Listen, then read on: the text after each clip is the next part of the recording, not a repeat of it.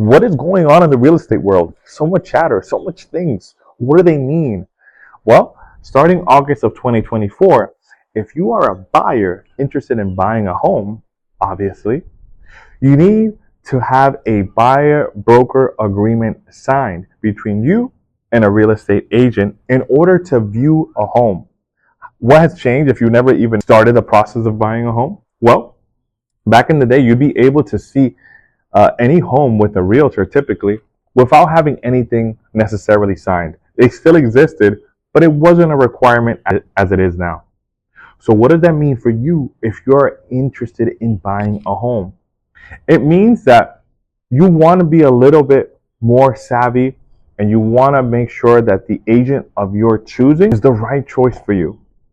And actually, this buyer broker agreement actually helps with that, because once you actually see this buyer broker agreement, you'll see that there are some obligations that a realtor or real estate agent needs to have towards you to make sure that they are following up on what they say they were going to do and promise you in order for you to be able to purchase a home. But it's a two-way street, because this buyer broker agreement also has some obligations for you as a client to follow through in order to make the process as smoothly as possible. And it's all in your best interest. Now, what has changed? The fact that you have to have this signed prior to even seeing a home, which means that you need to be selective on the realtor that you choose. You can't just have several realtors looking to buy a home.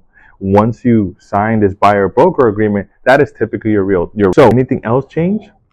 Well, it was customary, and my suggestion, it should continue to be customary, that the seller of the home was to pay both the listing agent's commission as well as a buyer broker agent. And why do I think that was always a good thing? Well, for a buyer, if you think about this, especially if you're a buyer, this is one of the biggest investments you might ever make in your life. We're talking about paying a down payment, closing costs, in some states, attorney fees. And if you had to pay for your realtor's commission as well, you would also have to add that in as an additional expense. Has that changed? In some cases, it has. In what cases? When the listing agent hasn't educated the seller of the home enough. The listing agent should be educating the seller of the home, explaining how important it is to continue to offer a buyer agent commission in order to get this deal done. What's most important for anyone trying to sell a home is that they actually sell the home. And for a buyer is that they're actually able to buy the home. I didn't want to make this video too long, but just wanted to give you a couple facts that are super important. Most importantly, the fact that in order for you to be able to see a home today, you're going to have to sign a buyer broker agreement. What the stipulations look like as far as what you guys agree on is strictly in between you and that real estate agent. But it's important that you know that, because starting August, if a realtor has not signed a buyer broker agreement and still decides to show you there could be some fines in place for them.